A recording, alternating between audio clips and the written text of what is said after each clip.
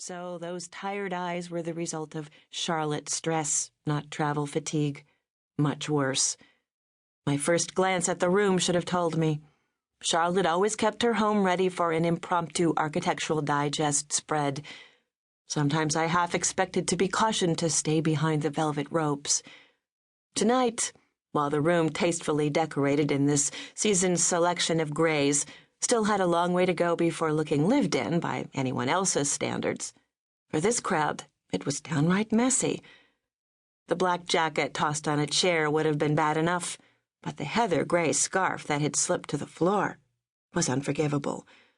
The blizzard of neatly printed Rolodex cards scattered on every surface practically signaled the end of the world.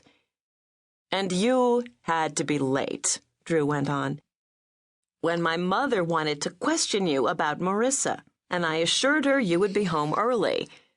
"Why did you do that?" I demanded in self-defense. "Because you left me a note, saying you wouldn't be late." As a mature adult and an officer of the court, Drew has a penchant for justice, which means he's a stickler for apportioning blame. And he operates under the ridiculous idea that I sometimes try to get out of things. "Drew, it's your fault I'm late," I said. He threw his head back and laughed like he'd needed a good one for a while. "How do you figure that?" I snuggled closer to his stiff-as-a-board white shirt. The Eatons might feel a little rumpled on rare occasions, but their clothes would never tell. "Your cloak and dagger game started it all. It was only because I saw you following your uncle that I did too. By the way, what's Philly's last name?" I noticed the man in the circle of my arms was pulling away from me. "You're mistaken, Tracy," he said, as if he spoke the unvarnished truth. "About his name? If you don't tell me things, how can I be wrong?" I complained. "I meant I wasn't following my uncle. What gave you that idea?"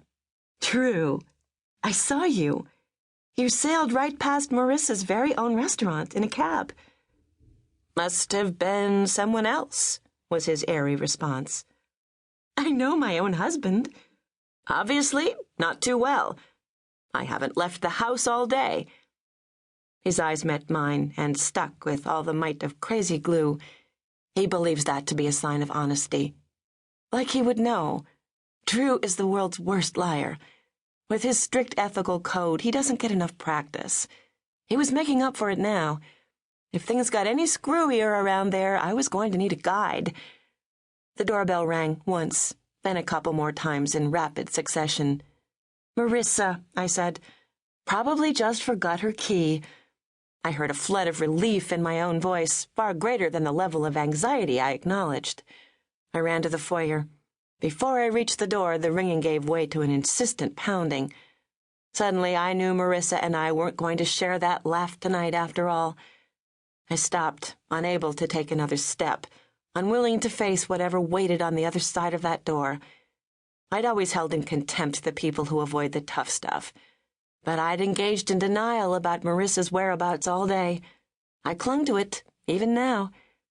If life hadn't already taught me about the price of silence, I would learn it when I opened that door, and I would pay that price for as long as I lived. Chapter 1. I should have known the whole trip would take a detour through Wonderland, considering how it started. There I was at the airport check-in counter, back home in Los Angeles, locking eyes with the clerk, but he stubbornly refused to ask the question. He did ask the others. He said, "First class or economy?" and "Window or aisle?"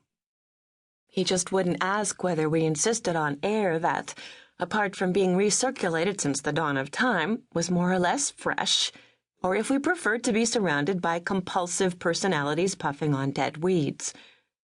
Domestic airlines don't have smoking sections any longer. Naturally, I knew that before I reached the check-in counter, despite the stupid look I'd plastered on my face to hide my dismay. I just keep hoping they'll change their minds. Not that I smoked. Filthy habit. I haven't had a cigarette now in 3 months, 22 days. And I'm not so pathetic as to count minutes, but at a guess I'd put it at 41 and a half.